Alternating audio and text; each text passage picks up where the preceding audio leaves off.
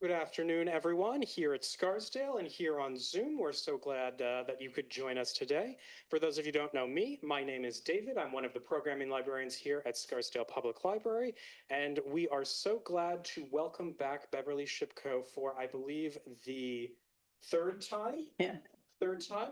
Sure to be many more to come, but this is the third time to talk about animals in art. Previously, Beverly has done food in art, as well as flowers and art. Those presentations are actually up on the library's YouTube channel if you would like to see them from the past.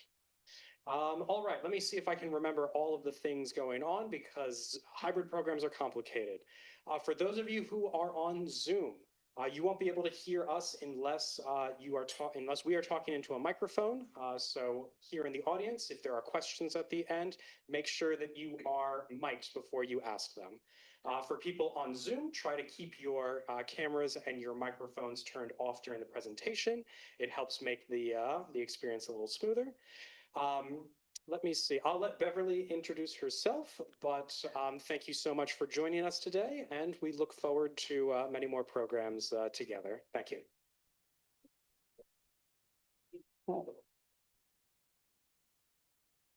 So you already know I'm Beverly. Can you hear me? You can hear? Good. Okay. So thank you, David, for that introduction and for suggesting this meaty topic. Thank you to Claudette and the Scarsdale Library for hosting and for all of you coming in person and online.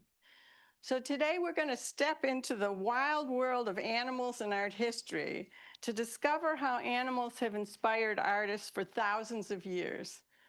Over time, animals have emerged as an established artistic motif and that is embedded in our culture. And after all, we're all animals. Animals can be majestic, mysterious, mischievous, and mythical, but they share certain basic physical characteristics that tend to drive the symbolism of their depictions across cultures, religions, and geography.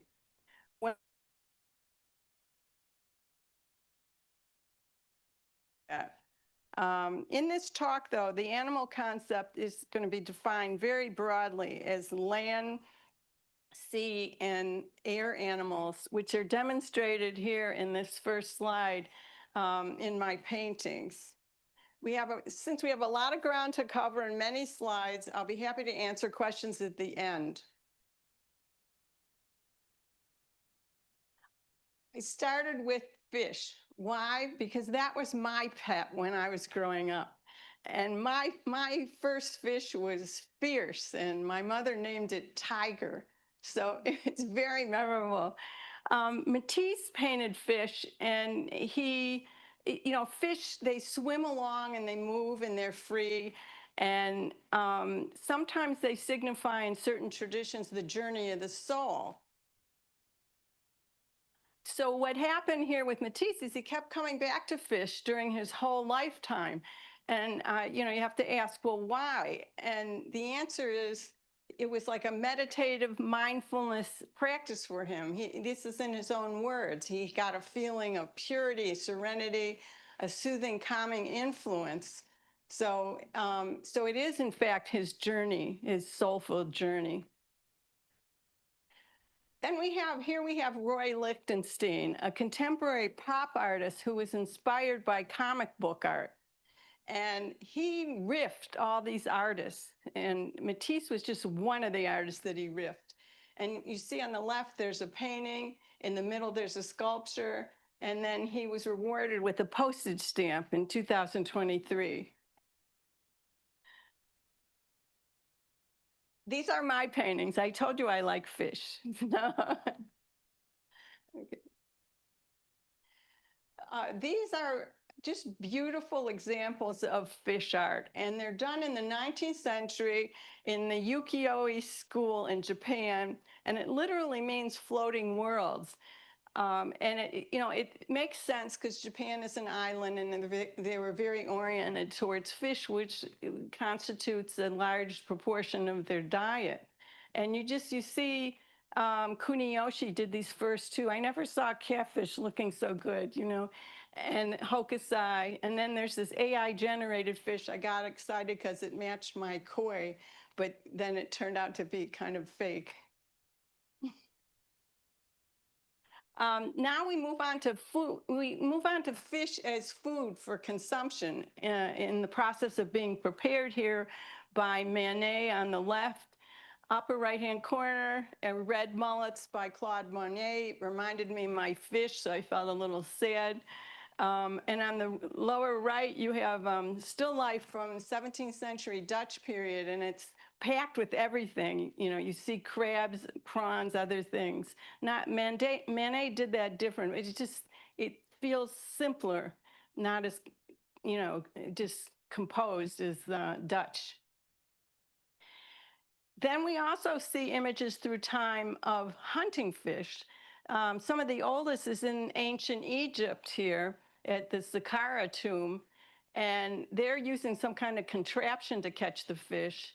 In Roman times, it looks like they speared them. And then this is lower left. It's so fascinating because this is there's a little crocodile here, and it's eating this little fish, and the big fish is looking on.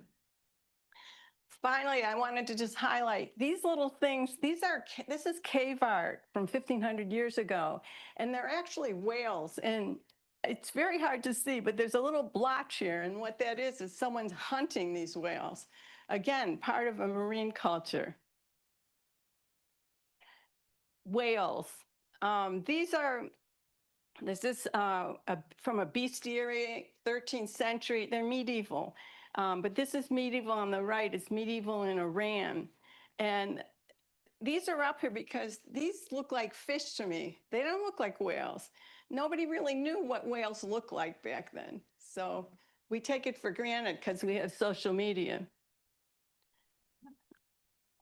This is Northern Renaissance Peter Bruegel's Big Fish Eat Little Fish. And it's a proverb that was popular at the time. And it suggests that in a hierarchical society, the strong prey on the weak, a concept called law of the jungle, or I think of it as survival of the fittest. Has anybody seen this? This is a fish that was installed this year at the World Trade Center. It's done by Frank Gehry. He's 96 years old, and he's the architect of the Guggenheim. And it's very impressive. I have to go see it now. But he's done fish throughout his career, too. In the upper right, you see a fish from the Barcelona Olympics. And then he did a glass fish for a Minneapolis sculpture garden. And then he did a design that was submitted to India, and this was his approved design for a building for the fisheries department. And this is what was executed. So it's what you call a suboptimal execution, and it probably happens more than we know. Arguably some of the most famous fish in cinema, at the movies. You have Nemo from the movie Finding Nemo, and Dory, which spawned another movie, Finding Dory. And this is their movies are about friendship and about overcoming diversity. This is also about friendship. Different aspect. So it's called His Master's Voice, and Nipper was a dog, and he lost his master died, and he's listening to recordings, as the legend goes, of his master's voice. And when you look at this, it's a very poignant, profound type of loyalty and affection. It's almost like it's human. This image was used on RCA records on the lower right, and I had a big collection, and the RCA talking machines. More dogs. So we talk about dogs as being loyal, friendly, like fidelity. I'm not sure I see all that here, except in Nipper. So on the left here, you see it's called Barbaro after the hunt. He's a very unhappy looking dog. That's because he's a hunting dog, used to roam free, and he's chained up after the hunt, and he's really saying, let me out, let me out. You have Giacometti's dog down here, who's rather emaciated and kind of has the weight of the world on his shoulders. And then you have this dog it's Roman times in Pompeii, and it has an inscription on the mosaic called "Beware of the dog." So would you beware of this dog, or you just reach out to pet him maybe? We see dogs represented in the New Kingdom of Egypt, and you see blue Saluki dogs. Blue because they're of royalty. Blue meant, that's what it meant in that time. And they're often referred to as the royal dogs of Egypt. And they were actually mummified like royalty. So why? They were prized for their hunting and their agility and their endurance. And so the pharaohs loved them at the time. And they were also considered a symbol of wealth and nobility, like a status symbol. You have a different kind of blue dog here. Balloon Animals by Jeff Koons. So what he did is he transformed a simple party item, the balloon, into a monumental symbol of pop culture that's very enduring. It's about childhood, joy, memory. And when you're standing near the reflective surface, it's very interactive too. You look at yourself, you take pictures, and it's quite, there's a dialogue between yourself and the outer world.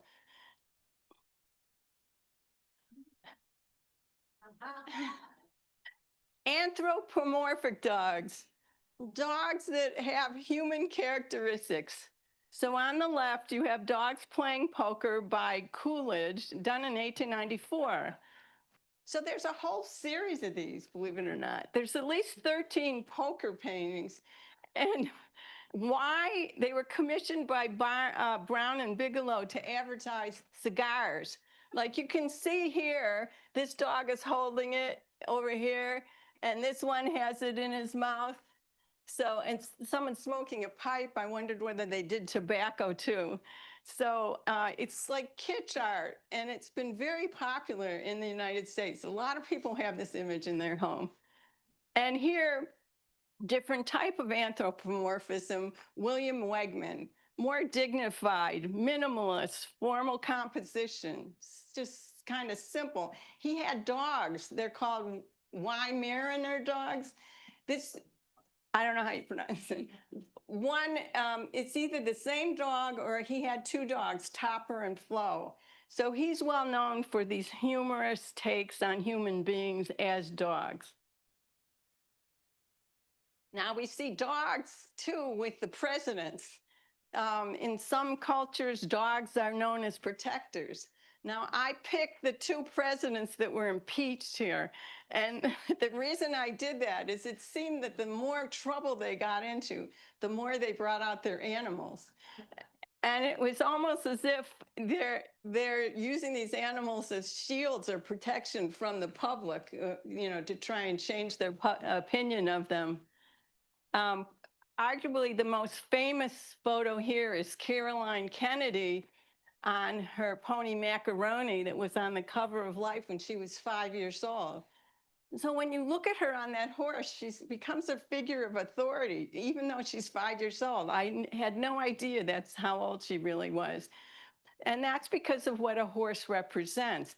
Now, that's just a friendly pony, but a war horse represents conquest, like in Napoleon on the upper right-hand side, Napoleon crossing the Alps.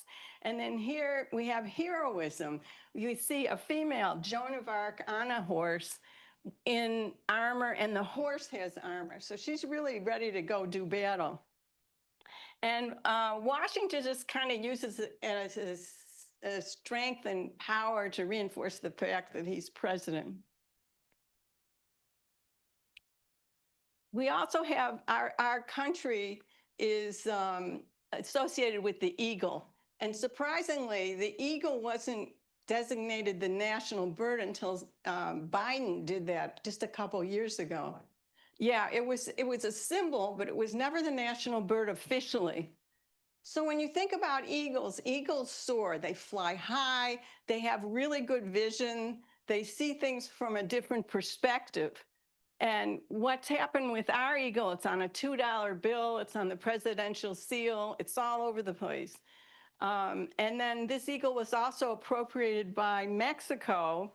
And here you see in the lower right, you see a serpent being eaten by the eagle, and it symbolizes the triumph of good over evil.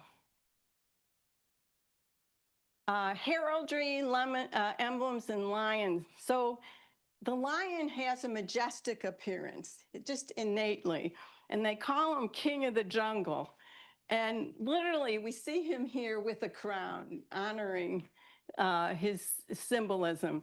The emblem on the upper left is really, it's the emblem of the British monarchy. And on the left, we see a lion, and that represents England. On the right, we see a unicorn, and that represented Scotland. And this emblem happened because the Scottish king ascended to the throne of England. And on this emblem, you see 3 lions. And what's interesting about the 3 lions is it started off with one, and then Henry and then Henry I and Henry II both married women who had coat of arms in their family with lions.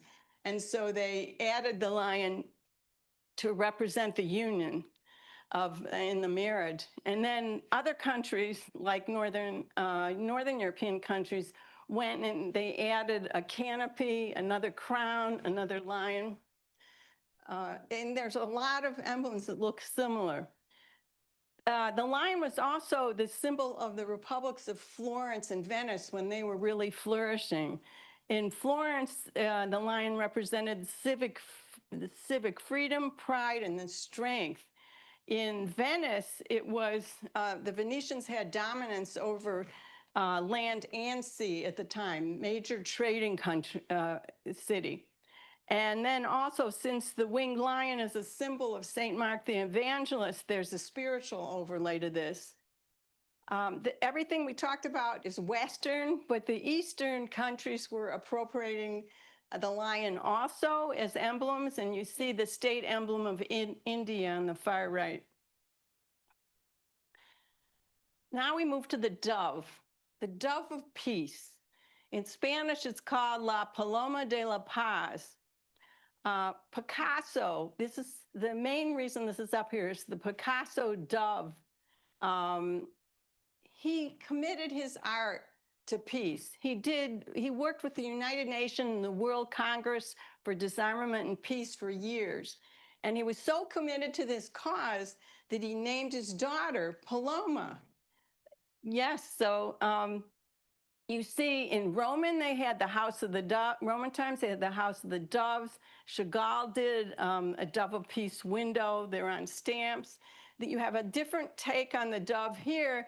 This is the dove of the Holy Spirit, and the Pope sits under this in the Vatican. You see a dove with Aphrodite, it can mean love, and you see a dove in the baptism and the Annunciation scenes. But whatever it is, it's still very peaceful, and in a way, when I put this slide together, it's almost like my own meditation on peace. Wouldn't that be nice? We're going to take a little journey now through time, a little journey through art history, roughly chronological. I want to call your attention to the image on the upper right-hand side, because you see details like this in books, but you rarely see an image like this where it's in situ. And this is called the Hall of the Bulls. And once you see this, you understand why it's the Hall of the Bulls. It's like they're moving along. And the bulls have been a symbol of sacrifice and divine authority for years. You see a lot of sacrificial silver and bronze in other cultures. On the lower left, they're from Lascaux. The bison is from Altamira. And again, when you have these big animals, resilience, spirituality, they have certain common traits, different nuances. Then you have this, a warty pig. Doesn't really feel spiritual, doesn't. It's resilient, it's adaptable, it survives. This image is 44,000 years old. There is some controversy about the date on this, but it's still, this warty pig is still on the island in Indonesia after all these years. They're not a lot, but they're still there. So they can overcome diversity. Now we go to this great Sphinx at Giza. So what do you have here? You have the pharaoh's head on a lion's body. And the sphinxes were actually kind of protecting the pyramids, and they almost act as guardians. On the upper right, you see Carol Walker's monumental sphinx for the Domino Sugar Factory in Brooklyn. This was a massive sculpture coated in sugar. Yes, and it portrayed a caricature of an African-American woman with exaggerated features. And then, so it has so much meaning. It's commenting on slavery, the sugar trade, and racial stereotypes. Then in contrast, we have a Fernando Botero that was installed in the meatpacking district. And you see like this voluptuous style with these little teeny falcon wings that wouldn't allow him in a million years to fly. So it's monumental, but it has a lot of wit to it. We move into the ancient Aegean art area by Greece. You're on the water again. This is the late Minoan period. It's on the island of Crete. And what you see is this very free-flowing depiction of an octopus. Just it feels more contemporary than it is. I mean, it's 1500 BCE. And a couple hundred years later, you have the Mycenae culture that's more mainland Greece. They're inspired by the Minoan, but they make it very symmetrical. So if you look left and right on the tentacles, they're the same. And there's even another fish on the back too. So they were inspired, but it was symmetrically composed. Whereas Kuniyoshi's octopus here, the ukiyo-e school, that was more free-flowing. We move to ancient Egypt. You have a complete set of canopic jars here. Canopic jars are interesting because they were made to house the internal organs of people when they died. And, so that people were mummified, but the organs were taken out and they were put in these containers. So you have the jackal, the baboon, falcon, and then a human head. So we can't leave Egypt without talking about cats, because the cats were really revered. And cats have a feminine quality about them. They're more isolated. They tend to stay in people's houses even today. And there's a sensuality about them. So they were really prized, but they were also mummified. You can see that image over there. And in ancient Egypt, sacred cats were actually worshipped and seen as divine beings, symbols of this goddess Bastet, and has a cat head but a human body. And again, it's protection, fertility, it's home life, just like the cat likes. The cats like home life. We move on to Chinese Tang Dynasty horses. These are in the Metropolitan Museum if you wanted to see them. The Tang Dynasty was considered a golden age in Chinese history. And you had these special horses, and they would ride the Silk Road. So you had a lot of international trade going on at this time between China and other areas. And so you had these heavenly horses, Fergana horses, and they were prized for power, speed, and supernatural associations. This was interesting. There's a legend that they sweat blood, and it suggests some kind of mythical origin. They're Central Asian horses, and they were acquired through military campaigns, and they became symbols of prestige, status, wealth, and just powerful countries. food dogs. We can't talk about guardian animals without talking about food dogs. So in China, these food dogs are mythological creatures that are considered celestial gardens. Notice there's a lot of theme in here about guardians through the whole thing. Powerful protectors who ward off negative spiritual influences and harmful physical energies. I have this mental image of Nixon holding that dog.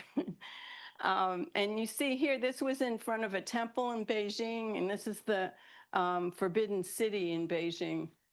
In the middle, we see lions in the front of the Chicago Art Institute. Somehow these guardian dogs morphed into lions in the United States. And then they morphed into female lions in front of the Morgan Library, which was quite unusual.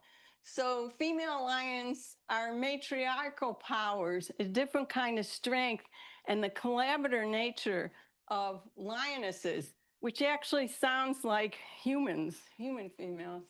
And then I had to put this up. This is Patience in front of the New York Public Library.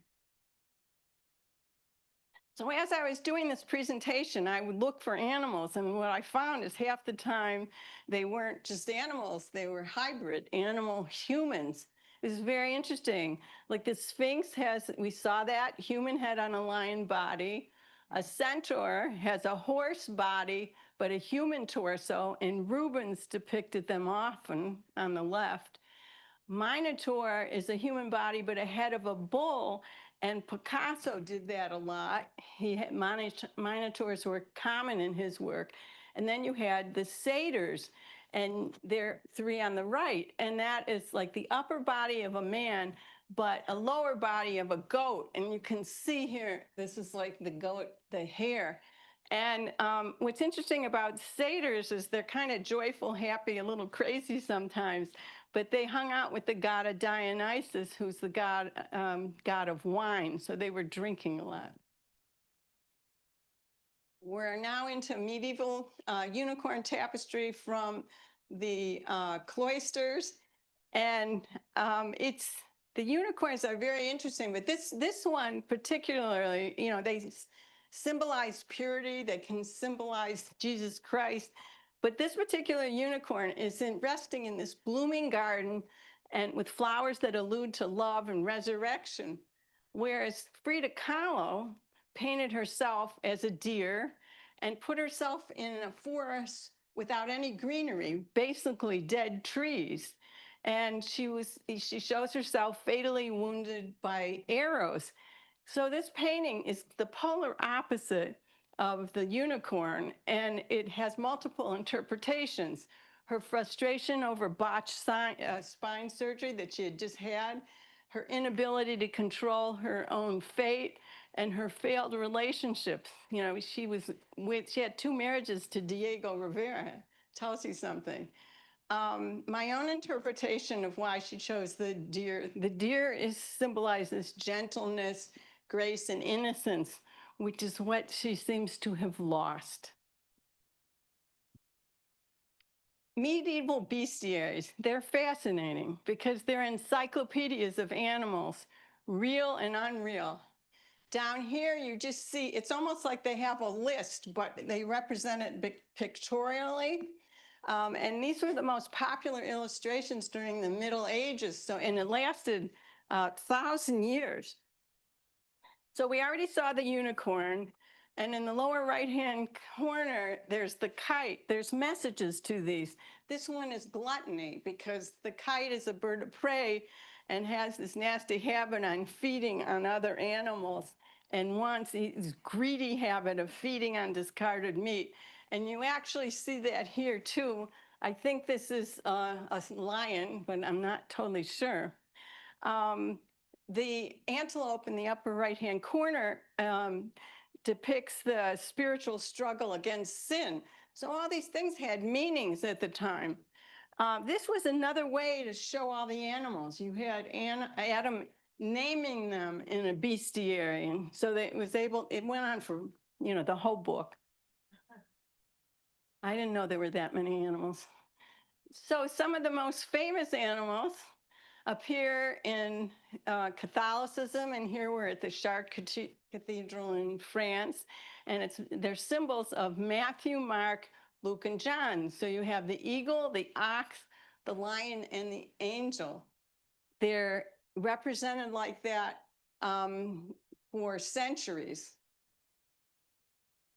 And here we're still at Chartres in the portal, the front portals of the cathedral. And what you see here are the zodiac symbols. Like here's the scorpion, here's the lamb, the horse. You know, you just see them. They're mixed in with other things.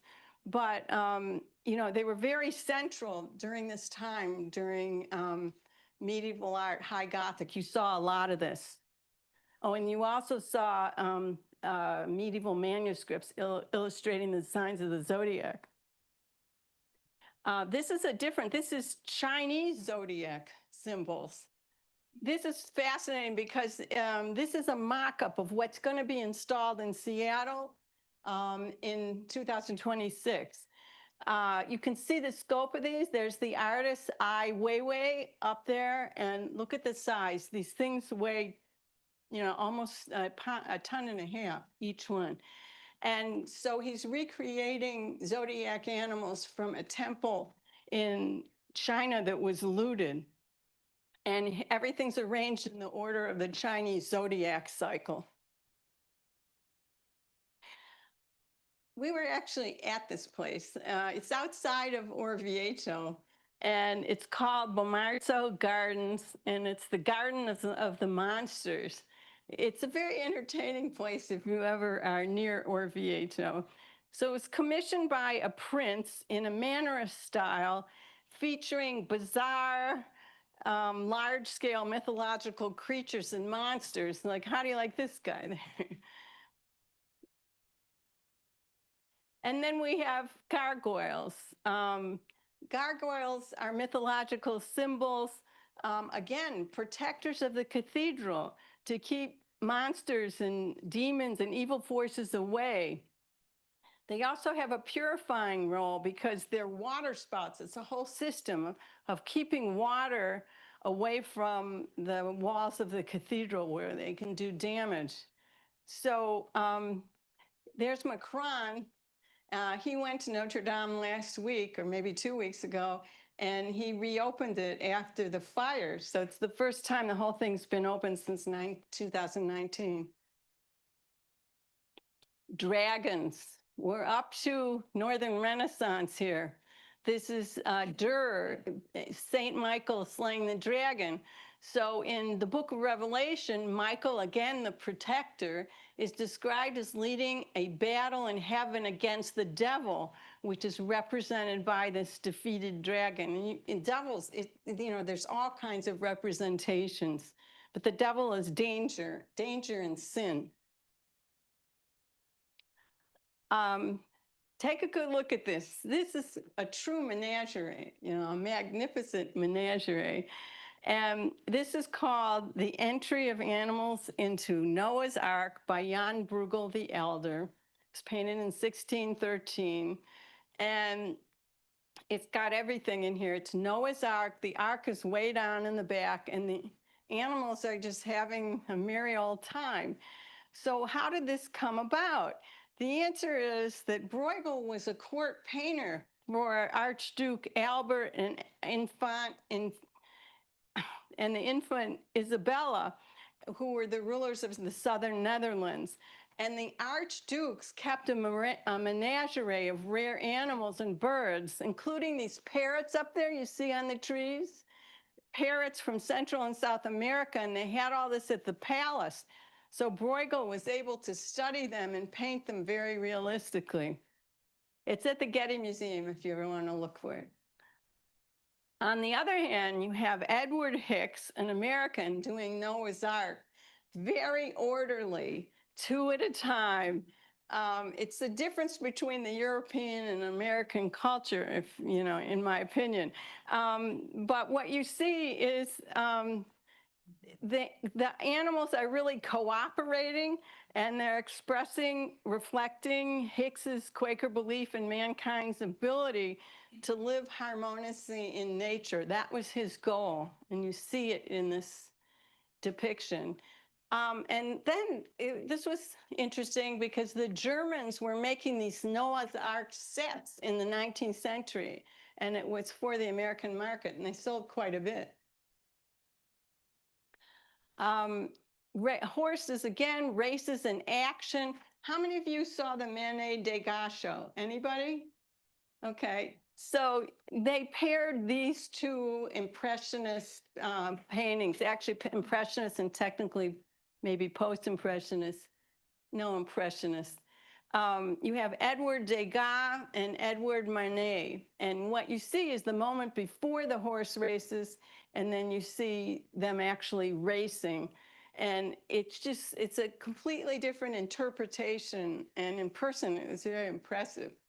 Horses running wild in various cultures represent freedom, nobility, the unbridled force of nature. And what you see here is you see two horses fighting by George Stubbs, who's the premier horse painter in history. A lot of those are at the Yale, New Haven, the British Museum. So you see them really getting into the act there. And then you see Mongolians also had races, and you see female riders on here. The only, you don't see female riders except maybe Caroline on Macaroni, And then you have Muybridge. He comes along and he's interested in literally representing motion. And he developed some kind of system to actually show you the motion. And the best way to describe it is they're almost like flip books. You remember those? Where you feel the motion. But then he turned this into a movie. So it was one of the earliest moving pictures. So these two paintings are dominated by blue. And these two artists, Kandinsky and Franz Marc, were founders of this German expressionist group in the turn of the 20th century called the Blue Rider. And that is not a coincidence. They were looking for a more spiritual future in art, and they wanted to go back to this pure, innocent world, the same world that Hicks wanted, Edward Hicks. And so Franz Marc in particular thought that horses existed in a more spiritual realm than humans did. Picasso, these are all by Picasso. Picasso painted bulls, and he did a number of bullfight paintings and lithographs. So did Goya. But here we see he starts off more representational and he goes to very abstract. The most abstract is he took a seat from a bicycle with handlebars and turned that into a bull. It's a ready-made. You can see he did this in all medium. He did wood. And years ago, there was a show at MoMA, and it was of Picasso's ceramics. And it was amazingly innovative. So there's a few, it was unexpected, very creative and whimsical. You can see the Picasso goat at MoMA. It's in the sculpture garden the next time you're there. These are single animals that I put up because I want to touch them. They're very tactile. So you have Albert Dürer in a watercoloring gouache, and you can just feel that, you can feel the fur. I want to pet him. I also want to pet this rabbit, but this is like a sleeping rabbit by Wayne Thiebaud, done in 1966. But what they share is the artists are technically accomplished, and they're able to capture the animal. Dürer also, he painted domestic animals, but he had a penchant for the fantastic. Like here you have an armored hippo.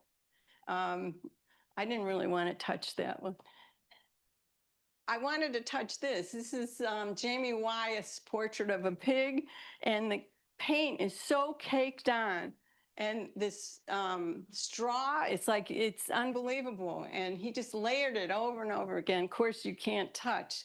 but doesn't mean I didn't want to. Satire. This is very timely, seeing as our government shut down yesterday.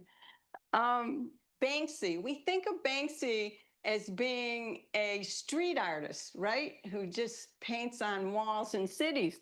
But what he did is he painted something called Devolve Parliament, and it's 8 by 13 feet, almost 14 feet. And it's a satire on Parliament. He took the MPs in Parliament and he substituted chimpanzees for them, making a statement basically that at the time they were having a regression into primal animalistic behavior. He was satirizing human folly and highlighting the dysfunction and absurdity in the British government. And at the time he did this, it was over Brexit. Okay, so there's a guy, Thomas Nast, so he's an American. He did this, and it's called Fine Ass Committee. And the pun is intended, and it's about a donkey replacing a human Democrat blowing financial bubbles. It's very true right now. So then on the upper right, you have Gary Larson, another cartoon. And he's using asses again, and not donkeys. He meant asses. The entire Parliament fell dead silent. For the first time since anyone could remember, one of the members voted aye. I mean, that's what's going on now. It's so relevant. So this was from a show in 2012 from the Guggenheim. You walked into the rotunda there, and this horse was hanging, actually several, like here's a whole wagon. And it was the opposite of power. It's failure, it's mortality, and the absurd, similar to Banksy and all the satirists. So the horse is helpless, submissive, rather tragic, actually. It was controversial at the time, but it subverts our expectations. We're not prepared for this at all. And it made it a fabulous exhibition. This was another exhibition. Judy Chicago, very prolific artist that we never really heard about. We heard about all the men at the time. But this show was about 2 years ago at the museum, the Contemporary Museum of New York, the new museum downtown. And it's about social causes, using animal art to depict the issue of wildlife extinction. So you walk into this part of the room, and there were paintings all over.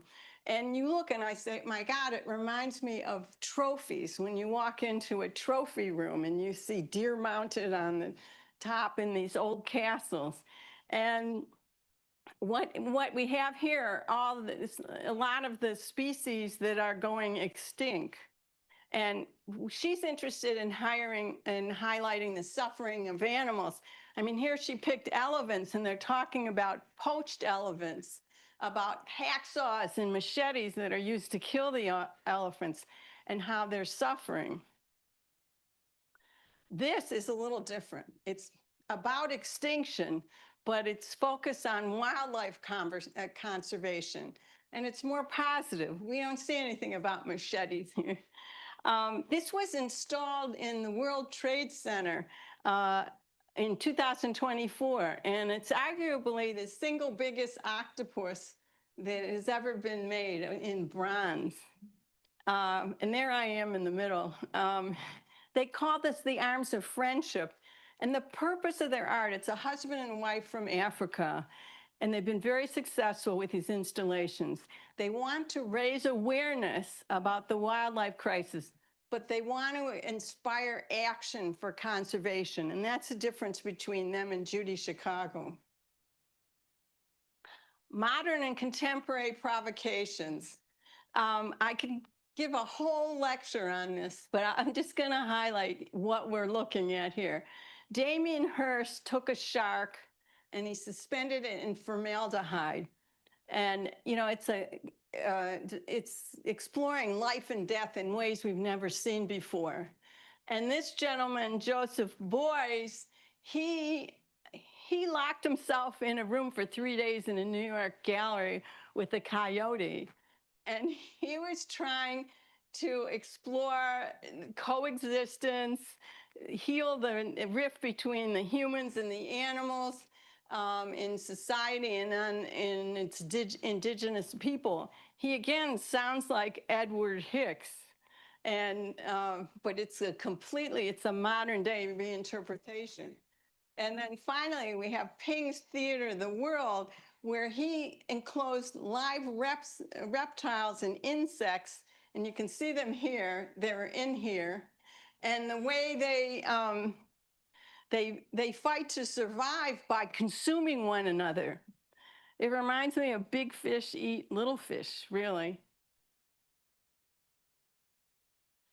I'm going to show a series of slides just to give you an idea of other areas that could be explored.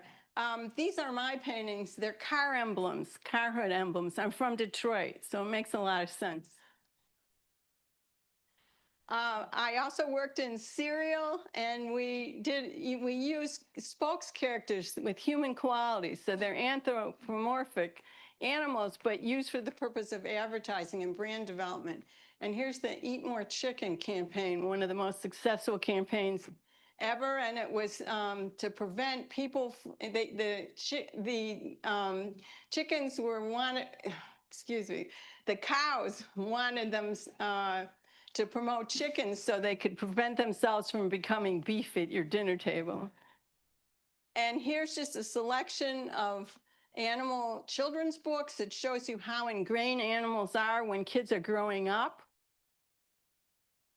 And then there's Bonnie and I over there showing with the piggy and elephant, showing how that concept, that pairing has multi-generational appeal. I still have them. What are they promoting? What is the message? They're trying to talk about the importance of friendship, and also they want to provide emotional understanding and support to kids. And I tried to do that with my own kids when I painted these calming animals. And then we see balloon animals, very different from Jeff Koons in New York City Thanksgiving Parade. We see animals in couture, in fashion.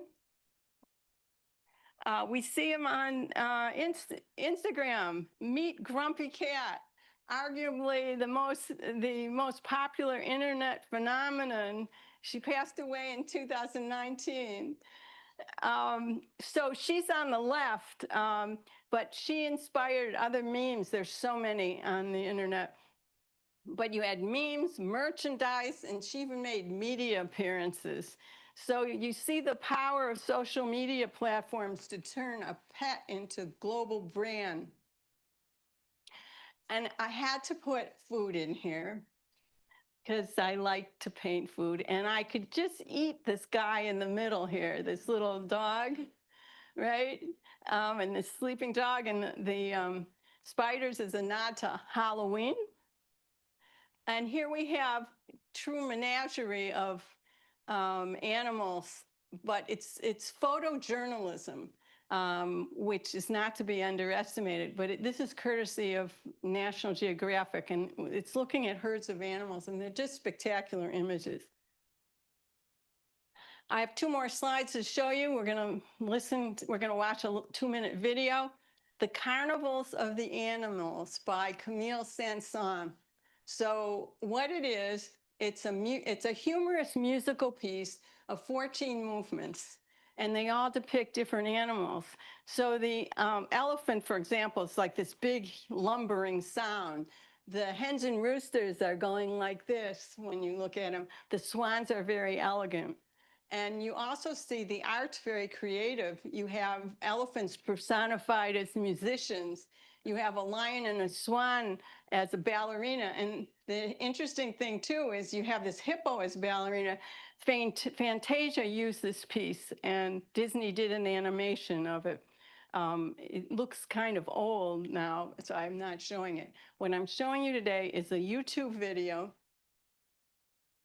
And if you want to see it, the whole 22 minutes, take a picture of this. But we're going to do the finale.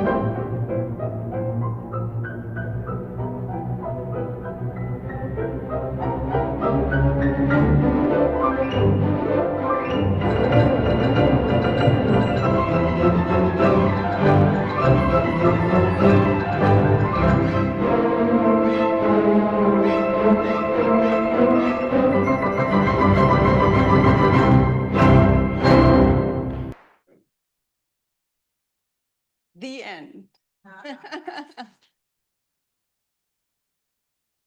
Thank you for that. If you want to reach out to me and you have any questions or comments, and I miss you today, take a picture of this. This is all my contact information. And I also wanted to invite all of you to my open studio, November 8th and 9th. I have postcards in the back if you're interested, take one, and I hope to see you again soon. Thank you so much for coming. And do you have questions? We have a few minutes here.